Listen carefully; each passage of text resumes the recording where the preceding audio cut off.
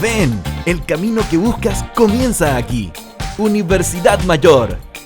Somos una institución con 28 años de existencia, comprometida con la calidad y excelencia de la educación de nuestro país. Por eso nos sometimos voluntariamente al sistema de acreditación en Estados Unidos y hoy somos la primera universidad de América Latina reacreditada por la Middle States Commission on Higher Education. De igual forma, nuestra universidad ha sido reacreditada en Chile por la Comisión Nacional de Acreditación.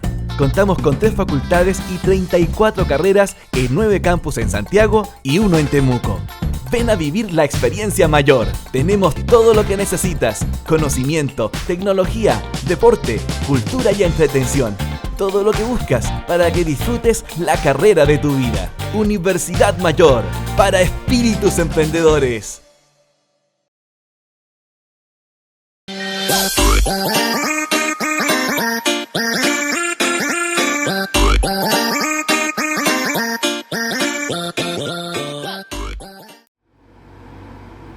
Bien, hola chiquillos, ¿cómo están? Espero que me vean bien, me escuchen bien, confírmenme para que empecemos ya nuestra clase número 9. Hola León, ¿cómo están? Hola a los antiguos, que ya reconozco, y si hay gente nueva, bienvenidos también a la clase de hoy. Vamos a ponernos al día, porque la semana pasada no tuvimos clase, porque era feriado, así que vamos a repasar un poco lo que vimos la clase pasada, que fue hace 2 semanas, y vamos a partir ya con la materia de hoy. Bien, todo bien entonces, así que partamos. Vamos a ver lo que vimos la clase número 8. Empezamos a ver el gobierno de José Manuel Balmaceda. Ya estábamos entonces a fines del siglo XIX en Chile y ya partimos las primeras décadas del siglo XX, así que vamos a seguir desde esta clase, ya vamos a seguir siglo XX, vamos a alcanzar mediados del siglo XX hoy día. Después del gobierno de José Manuel Balmaceda vimos la Guerra Civil del 91, hablamos del sistema parlamentario y las diferencias entre el sistema parlamentario y el sistema presidencialista, que eran los dos sistemas que habían caracterizado a Chile durante esta época. Y hablamos de cómo había cambiado, cómo se había producido esta transición entre el parlamentarismo y el retorno al presidencialismo, con la Constitución de 1925. Este documento constitucional fue el que sentó las bases del presidencialismo como nuevo sistema político en Chile. Y de ahí hasta el 73 es donde se mantiene con relativa estabilidad este modelo político. Y vamos a ver qué sucede desde 1925 ya hasta mediados de siglo, qué ocurre ahí con Chile tanto en lo político como en lo económico. Y esa es la clase de hoy. La clase de hoy entonces es Chile a mediados de siglo. Vamos a retomar un poco lo que íbamos a ver la clase pasada, pero vamos a profundizar en torno a 2 cosas. Hoy vamos a caracterizar los principales procesos políticos de Chile tras la crisis del liberalismo parlamentario, particularmente la formación del Frente Popular, y además vamos a caracterizar las principales transformaciones económicas de mediados de siglo. Entonces, como yo les digo, vamos a tratar de ver esos 2 ámbitos hoy día, ámbito político y el ámbito económico, durante las primeras décadas del siglo XX. Y vamos a ver que también la coyuntura internacional está marcando bastante esta realidad en Chile.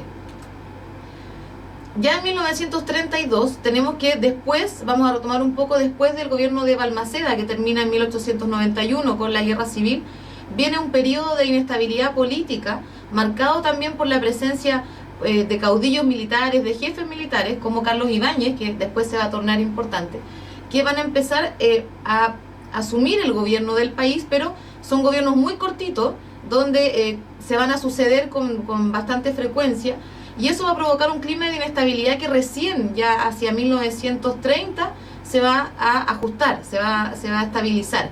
Y vemos, ¿por qué les traigo esta imagen? Porque ya hacia 1932 se van dando cuenta de que hay 5 candidatos presidenciales, cada uno representando a coaliciones o partidos políticos distintos.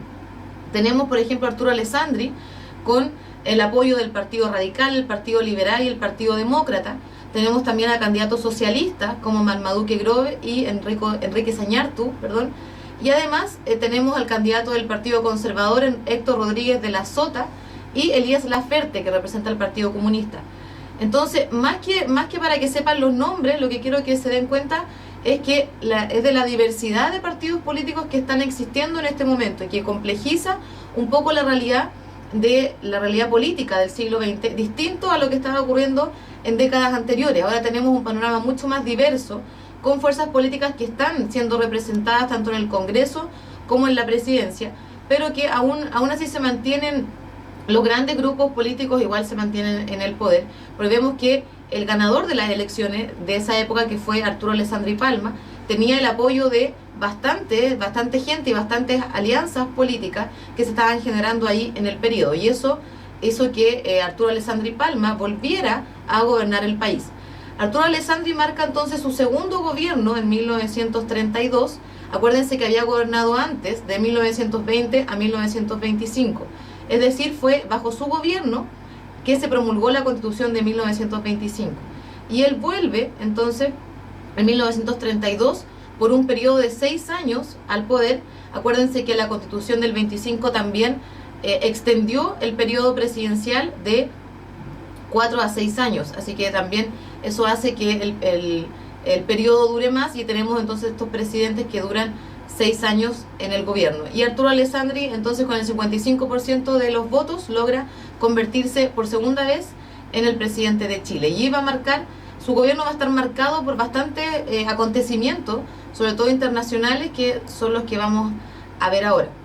Pero antes de eso, quiero que entiendan entonces que esta diversidad de partidos va a dar lugar a un nuevo escenario político, o no tan nuevo, pero sí más complejo, que ya tiene que ver con esta diferencia que hasta el día de hoy nos marca, como en la política chilena, que tiene que ver con la izquierda, el centro y la derecha. Y ahí hay bastantes subdivisiones, como de izquierda radical, por ejemplo, centro-izquierda, centro-derecha, que son ya las nomenclaturas que también se utilizan hasta el día de hoy. Y tenemos entonces que en la izquierda, las fuerzas de la izquierda van a estar representadas por el Partido Socialista, fundado en 1933. Antes tenemos grupos de ideología socialista, pero el partido como tal, como organismo, está fundado en 1933.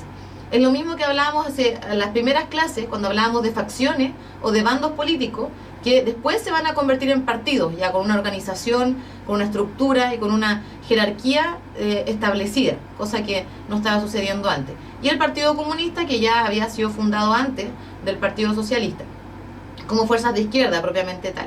Y eso, estas nuevas fuerzas políticas hacen que el Partido Radical, que podría haberse considerado de izquierda, en ese momento pase ya al centro, pasa a ser considerado un partido de centro. Centro izquierda o centro derecha, ya ahí dependiendo como de la coyuntura y de las conveniencias de la época. Y la derecha, que nos puede sonar un poco extraño debido a lo que ya habíamos visto en el siglo XIX, tenemos juntos al Partido Liberal y al Partido Conservador. Y además tenemos un nuevo grupo que se va a sumar a las fuerzas conservadoras, que está representada por los jóvenes y que tiene que ver con el Movimiento Nacional de la Juventud Conservadora. ¿Por qué les traigo esto? Porque es importante ese movimiento, porque es el antecedente directo de lo que vamos a conocer después como la Falange Nacional. Y la Falange Nacional es el antecedente también, a su vez, del Partido Demócrata Cristiano, de la democracia cristiana, que existe hasta el día de hoy. Así que por eso es importante. Así que tenemos una gama de partidos políticos que van a empezar a agruparse en torno a estas tres corrientes distintas de la política: la izquierda, el centro y la derecha. Y esto es bien importante y lo tengamos claro, este panorama, puesto que van a haber fusiones, van a haber alianzas entre estos partidos para poder hacer frente uno a otro.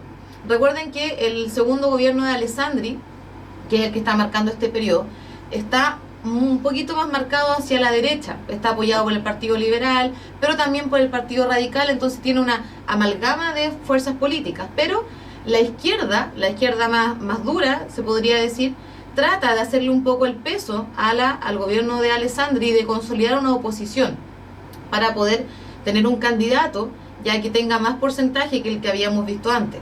Vemos que las fuerzas de izquierda, por ejemplo, tienen un porcentaje muy mínimo en las elecciones y con una diferencia bastante grande con Alessandri.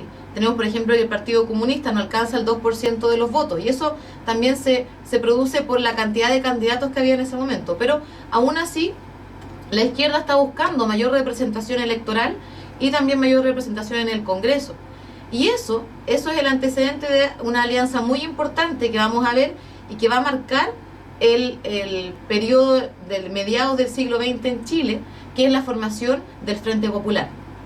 Vamos a ver qué significa eso, pero está marcado entonces por la alianza entre las fuerzas de izquierda y las fuerzas del centro. Estos tres partidos, junto a algunos grupos de otros partidos, intentan entonces formar una alianza, una gran alianza que le haga frente a las fuerzas de la derecha, y ellos forman el llamado Frente Popular. ¿Qué es entonces el Frente Popular? El Frente Popular no es una creación chilena, no es una creación original, sino que es una idea que viene de afuera. Pero es una coalición, o sea, es una alianza entre partidos, eso significa coalición, una coalición de partidos políticos de centro-izquierda que agrupaba a radicales, comunistas, socialistas y demócratas. Tenemos a varios grupos políticos entonces que forman parte de ese frente, y como les decía, están originados en los frentes populares europeos organizados para combatir el fascismo y el nazismo. Estamos en la década del 30, chiquillos, después de la Primera Guerra Mundial, y tenemos que en ese periodo entre guerras, que se llama entre la Primera y la Segunda Guerra Mundial, tenemos el desarrollo de estas ideologías totalitarias conocidas como el fascismo y el nazismo. Muchas veces también el comunismo se introduce, el comunismo soviético se introduce dentro de esa categoría de ideologías totalitarias. Entonces tenemos que van teniendo bastante avance en Europa, tanto el fascismo como el nazismo, en las figuras de Hitler, de Mussolini. Vamos a ver eso en otro momento, pero se forman entonces fuerzas de izquierda, alianzas de izquierda, para poder hacerle frente al avance de estas ideologías totalitarias, de estos sistemas totalitarios en Europa. Y eso se va a llamar Frente Popular, los frentes populares, en España, en Alemania, en Italia, y a partir de eso se toma como ejemplo en Chile para formar también un Frente Popular, que, como les digo, va a agrupar a estas fuerzas de centro izquierda.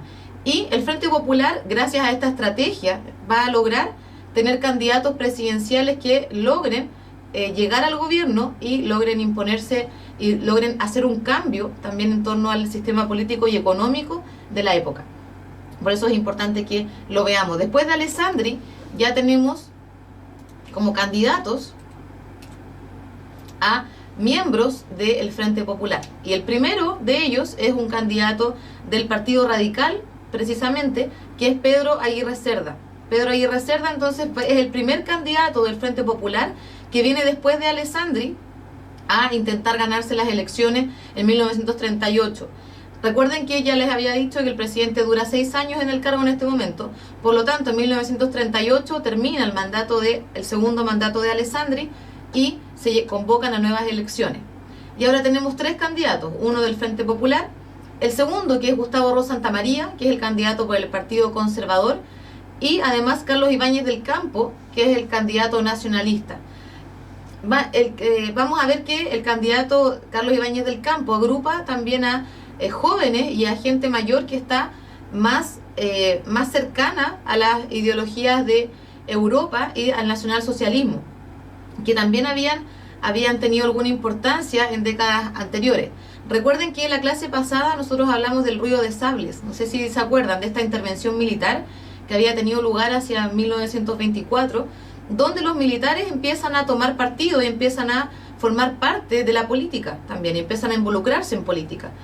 Parte de los grupos medios que empiezan a tener cada vez más intervención en la política y en lo que estaba sucediendo en el país en ese momento. Así que gran parte de la fuerza militar también empieza a apoyar a este candidato, que es Ibáñez del Campo, y él empieza a tomar bastante importancia. No sale electo presidente en este momento, pero sí viene después, y eso también nos da cuenta del avance que tiene este pensamiento y el avance de los grupos militares también como parte de la política. Y Gustavo Ross Santamaría, si bien tampoco sale electo en este periodo, pero también va a tener un rol importante como ministro de Hacienda, en lo que vamos a ver después. Así que como ya van viendo, el candidato que gana es el candidato del Frente Popular.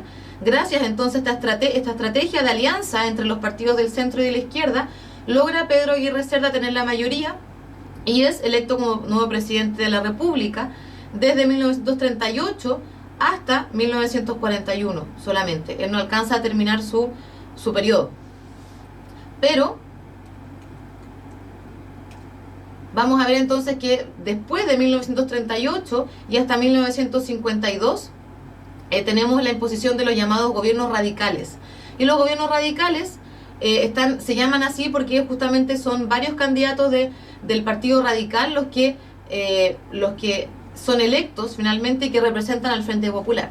Así que este periodo de gobiernos radicales es el que vamos a analizar aquí en esta clase. Vamos a ver cuáles son las medidas que toman y cuáles son las transformaciones económicas y políticas que ellos imponen en la sociedad de la época. Ya ven entonces que estamos transitando por las primeras décadas del siglo XX hasta la mitad del siglo XX. Y eso, todas estas transformaciones entonces van a marcar ese periodo.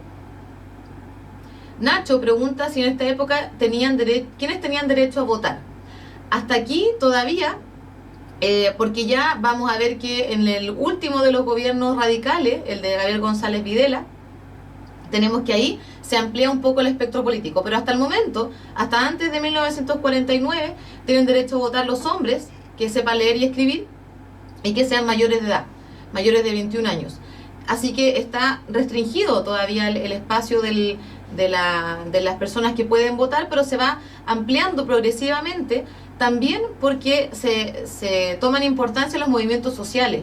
Y estos grupos de la clase media, como habíamos dicho recién, los militares, por ejemplo, las mujeres también empiezan a formar parte, empiezan a intervenir en la esfera social y en la esfera pública. Y por eso es que ya a mediados del siglo XX ellas se integran a las personas que pueden votar. Así que tenemos que después, ya en 1949, eso se amplía, justamente con lo que vamos a ver ahora, ¿sí? Ok. Tenemos entonces Pedro Aguirre Cerda desde 1938 a 1941. Si se dan cuenta, su periodo no pudo ser completado porque él murió antes de terminar su mandato, así que tuvieron que llamar a elecciones rápidamente hacia 1941 y es elegido Juan Antonio Ríos. Y Juan Antonio Ríos, a su vez, tampoco puede terminar su mandato porque también muere antes. Y en 1946, después de 4 años de gobierno, nuevamente son convocadas a elecciones y aparece el candidato del Partido Radical, Gabriel González Videla, que tiene que ser ratificado por el Congreso. Recuerden que en este momento, si no se alcanza el 50% de los votos, es el Congreso el que tiene que ratificar una elección presidencial. Y eso ocurre en el último caso de los gobiernos radicales, que es el de Gabriel González Videla. ¿Y cuáles son las principales medidas entonces que toman los gobiernos radicales? La principal característica de este periodo es que el Estado, como ente, va a tener una participación mucho más activa en cuanto a la economía y en cuanto a las medidas sociales. O sea, tenemos que el Estado va a tener mucha más importancia en las reformas económicas que se van a tomar en el periodo y también en la meta de aumentar el crecimiento económico nacional. Y eso es muy distinto a lo que nosotros vimos antes. En alguna clase anterior, nosotros hablamos del modelo de crecimiento hacia afuera, ¿lo recuerdan? Que había caracterizado principalmente a fines del siglo XIX con la exportación del salitre. La industria salitrera fue la base del modelo de crecimiento de esa época, hasta principios del siglo XX. Pero después, ya con estas nuevas fuerzas políticas, que son de centro-izquierda, se va a cambiar, se va a modificar ese modelo económico. Vamos a tener un modelo donde el Estado sea el garante de los derechos sociales y el garante de la economía también. Eso se hace en base a varias cosas. Por ejemplo, en el gobierno de Pedro Aguirre Cerda se crea la Corfo, que es uno de los organismos más importantes de este periodo, que es la Corporación de Fomento de la Producción. Tal como dice su nombre, se encarga de invertir y de explotar las diferentes áreas de la industria y de la economía nacional, cosa de inyectar dinero, inyectar recursos para que puedan crecer y puedan también convocar más empleo y llamar a más trabajadores y por lo tanto hacer crecer cada vez más la industria nacional. La idea es entonces concentrarse ya no hacia afuera, sino que hacia adentro, hacia la industria local. Y eso ya lo vamos a ver con más detalle cuando veamos el modelo económico que se empieza a implantar en esta época. Pero una de las medidas entonces más importantes que hay que recordar es la Corfo, que bajo su protección se crean bastantes empresas estatales que van a estar en control directo del Estado. Y eso se hace en el gobierno de Juan Antonio Ríos. Por ejemplo, se crea la Endesa, la Empresa Nacional de Electricidad, en 1943, se crea Madeco, las manufacturas del cobre, en 1944, y la Compañía de Aceros del Pacífico, la CAP, en 1946. Se dan cuenta entonces de que con estas empresas el Estado va a controlar los recursos naturales que antes solamente eran vendidos, eran exportados y eran comercializados en el extranjero.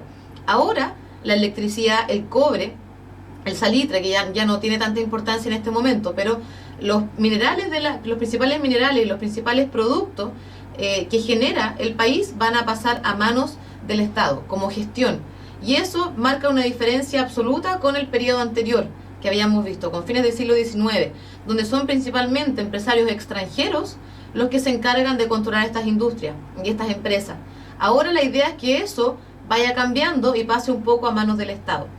Era parte de una idea también que tenía Balmaceda durante su gobierno, pero que en la época no tuvo mayor éxito. Ahora, cuando ya tenemos una mayor representación de estos ideales ya de centro izquierda, es donde van a tener más éxito estas medidas. Y además también, no solamente la economía, sino que también yo les había dicho, los derechos sociales de las personas van a ser un punto fundamental en el Estado, y la educación ahí también tiene un papel fundamental. Y tanto en el gobierno de Aguirre Cerda como en el de Juan Antonio Ríos, la idea es aumentar la cobertura educacional y además disminuir el analfabetismo. Y eso, los tres gobiernos del periodo intentan hacerlo en base a la creación de nuevos establecimientos educacionales y en base también a la inyección de recursos. Y uno de los hitos principales ahí en ese sentido es la fundación de la UTE, la Universidad Técnica del Estado, que actualmente es la USACH, que se funda en 1952. ¿Y por qué tiene este carácter? ¿Por qué tiene un carácter técnico? Porque justamente la idea es preparar profesionales técnicos que se inserten de manera exitosa en el mercado laboral y que contribuyan al fomento de la industria nacional, que era el objetivo de estos gobiernos radicales. Por eso, la UTE es una de las herramientas educacionales para lograr ese objetivo, que es aumentar el desarrollo económico nacional. Por eso es súper importante ese hito, fundado bajo el gobierno de Gabriel González Videla. Y además de todas estas cosas que las vamos a detallar también más adelante. Pero tenemos otra cosa importante y que quizás va a sonar como una contradicción, pero durante el gobierno de Gabriel González Videla, además se aprueba la Ley de Defensa Permanente de la Democracia, o la llamada también Ley Maldita. ¿Por qué se llama así? Porque proscribe o elimina el Partido Comunista y por lo tanto lo declara ilegal, declara que el Partido Comunista no puede existir y por lo tanto no puede tener representación en el Congreso y tampoco puede tener partidarios de esa coalición, y eso provoca que los miembros y los que estaban registrados en el Partido Comunista como miembros oficiales fueran perseguidos y detenidos. Y por eso también esta ley es conocida como la Ley Maldita. También tiene ese nombre porque Gabriel González Videla hizo un acuerdo con las fuerzas del Frente Popular, entre ellos los comunistas, para poder llegar al gobierno. Y se dice que después de haberles dado la mano, los traicionó con esta ley. Y fue también porque acordó con los liberales, con las fuerzas de derecha, también acordó un gobierno y acordó su representación en el Congreso. Por lo tanto, eso hace que Gabriel González Videla tome partido más por las fuerzas de la derecha y justamente decida proscribir el Partido Comunista. Es como dice Seba, que claro, se da vuelta un poco la chaqueta. Esa es una de las interpretaciones de esta ley, y eso hace que se conozca como la Ley Maldita. También es un hito importante en torno a todo esto que estamos viendo, pero lo que sí es importante como idea general para recordar es que los gobiernos radicales entonces tienen un foco que está delimitado principalmente por la mayor participación del Estado en los asuntos sociales y en los asuntos económicos también, y eso hace que las medidas más fuertes se concentren en educación, en salud, en previsión social y además se concentren en la creación de empresas estatales y en la no en la nacionalización, que viene un poquito después, pero sí en el control y la gestión de los productos y de las actividades económicas nacionales. Así que esa es una idea clave que hay que recordar en esta clase. Y que, ¿por qué? Porque también va a marcar el periodo después de los gobiernos radicales y va a marcar gran parte del siglo XX hasta el golpe de Estado en 1973. Tapioso pregunta si durante este periodo está el estado de bienestar o es más adelante. Justamente vamos a pasar a eso porque esta participación más activa del Estado es justamente lo que se conoce como el estado de bienestar o el estado benefactor, y es lo que vamos a ver un ratito más. Pero estamos en ese periodo, estamos en el periodo donde el Estado va a tomar ese nombre y va a tener también una figura importante como Estado docente, que también fue una cosa que vimos en clases pasadas, porque se encarga de promocionar la educación tanto primaria, secundaria como universitaria también. Y ya les había comentado yo entonces que este modelo de crecimiento hacia afuera, que habíamos visto en la clase anterior, va a ser cambiado, modificado por un modelo de crecimiento que es hacia adentro. O sea que está enfocado en la industria nacional y en las actividades económicas locales. Y para eso entonces este modelo se va a caracterizar por el apoyo estatal a la industria nacional y además por el estímulo a la demanda interna. Y esos 3 puntos van a dar lugar a un modelo económico que se llama el modelo de industrialización sustitutiva de importaciones, o modelo ISI, también conocido como industrialización por sustitución de importaciones. ¿Por qué tiene este nombre? Medio complicado, pero porque alude también a que las importaciones, que eran bastante importantes para Chile durante fines del siglo XIX, recordemos que se importan productos manufacturados y se importan cosas que la industria chilena no puede hacer. Ahora la idea es que se sustituyan esas importaciones que antes dependían tanto del extranjero y se creen en Chile, se creen bajo la industria nacional. Por eso este modelo ISI tiene ese nombre, porque su objetivo es sustituir o reemplazar las importaciones por productos que sean generados de forma local. Y para eso entonces hay que apoyar obviamente a la industria y además hay que estimular la demanda interna para que se mueva el ciclo de oferta y demanda y sea más dinámico que en el periodo anterior. Por eso la idea entonces es seguir, es mantener el tema de las exportaciones y las importaciones, es mantener la balanza comercial, que se llama, la balanza comercial es la relación entre importaciones y exportaciones, pero darle mucha más importancia a la industria local y disminuir un poco el nivel de dependencia que se tenía con las importaciones. ¿Por qué? Porque justamente no había una industria lo suficientemente fuerte como para poder producir las mismas mercancías que se estaban comprando de afuera. Eso antes no se podía hacer. Ahora, ya a principios del siglo XX, ya contamos con un sistema económico capaz de producir estas propias mercancías y bienes que antes se importaban. Y eso va a dar lugar entonces a lo que se conoce como este modelo ISI. Hay algunos que se están integrando ahora y estamos viendo las primeras décadas del siglo XX y estamos viendo las características políticas y económicas de ese periodo. Particularmente hemos hablado del Frente Popular y estamos hablando ahora del modelo económico, que es este modelo ISI. Estamos explicando de qué se trata. En eso estamos ahora. Y Tristán habla de qué es un apoyo a la industria nacional. Justamente estamos hablando de el fomento a la industria como principal medida de este nuevo modelo ISI, que va a tener un apogeo en la década del 30, en 1930.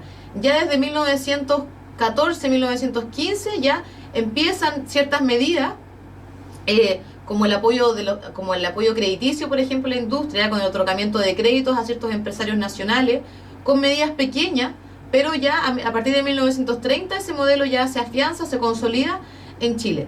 Y eso se va a mantener con relativa estabilidad hasta más o menos 1960. ¿Sí? Si no hay duda hasta el momento, vamos a hablar entonces de lo que ya me habían dicho hace un rato, que es esta figura del Estado benefactor.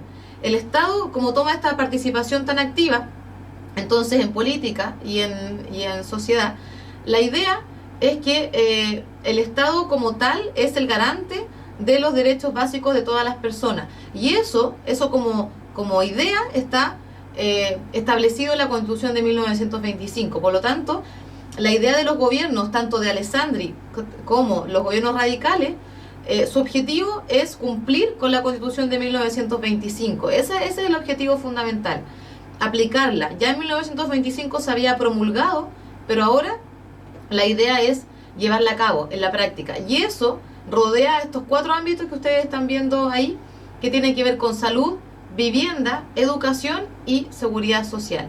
Por lo tanto, en salud la idea es disminuir la mortalidad infantil, que había caracterizado mucho el periodo anterior.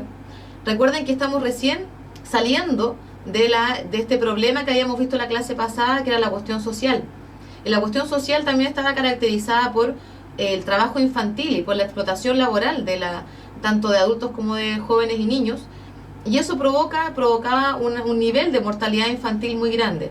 En este periodo entonces se quieren solucionar esos problemas que marcó la cuestión social en Chile, y se intenta enfocar tanto los recursos como las medidas hacia la disminución de la mortalidad infantil, y además de otorgar viviendas dignas, no como las que habíamos visto también en la ciudad, que se habían aumentado mucho también hacia finales del siglo XIX, que tenía que ver con los conventillos, con los rancheríos. Se intenta eliminar un poco ese sistema de vivienda para crear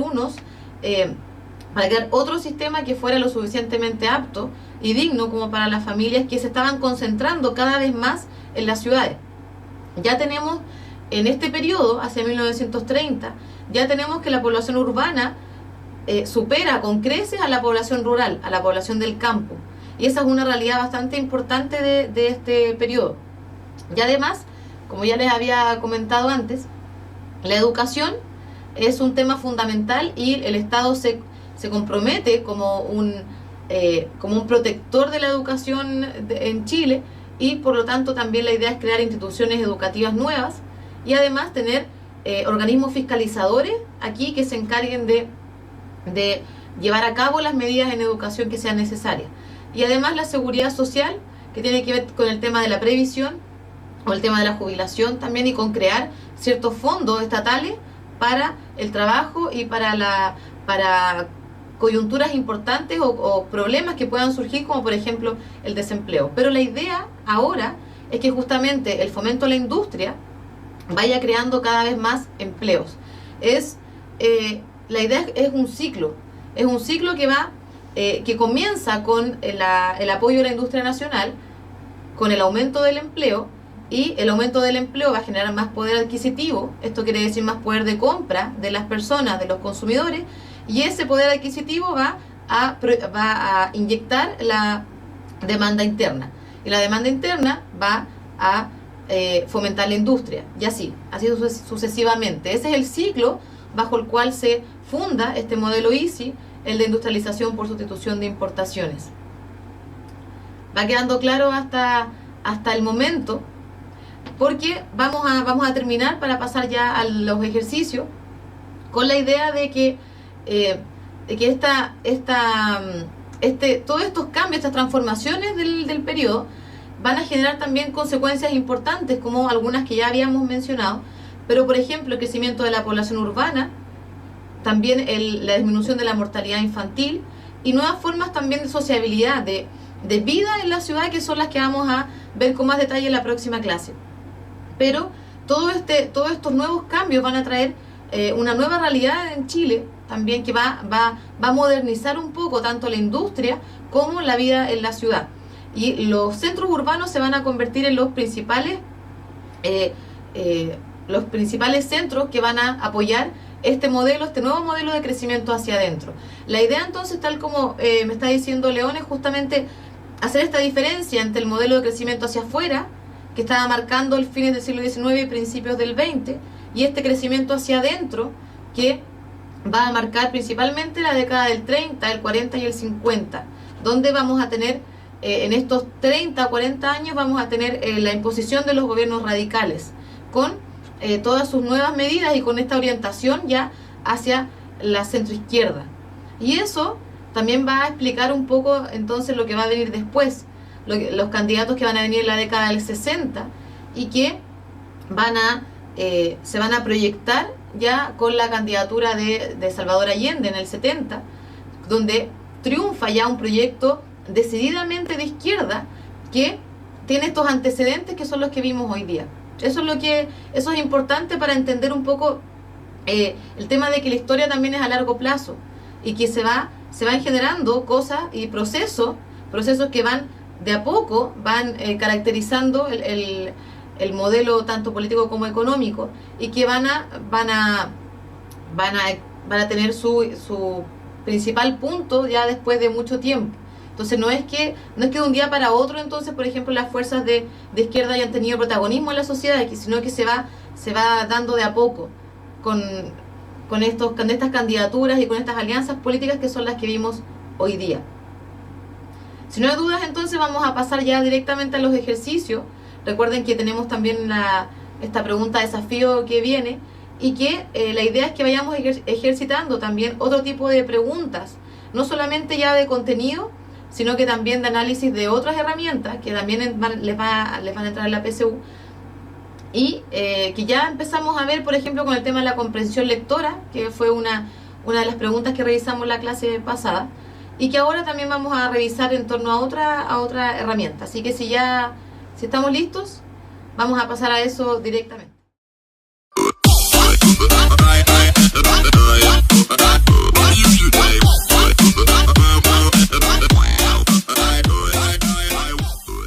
Ven, el camino que buscas comienza aquí.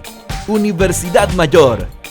Somos una institución con 28 años de existencia, comprometida con la calidad y excelencia de la educación de nuestro país. Por eso nos sometimos voluntariamente al sistema de acreditación en Estados Unidos y hoy somos la primera universidad de América Latina reacreditada por la Middle States Commission on Higher Education. De igual forma, nuestra universidad ha sido reacreditada en Chile por la Comisión Nacional de Acreditación.